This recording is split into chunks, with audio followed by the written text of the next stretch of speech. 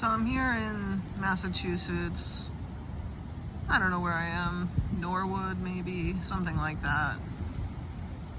It's like south of Boston, southwest of Boston.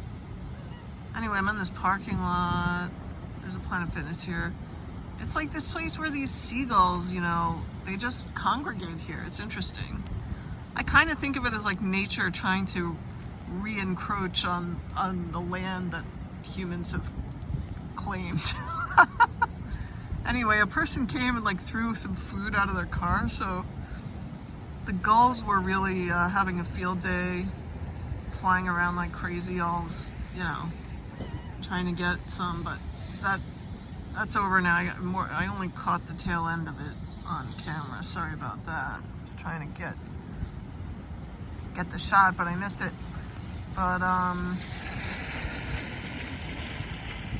yeah, kind of interesting. They just kind of like stand around here.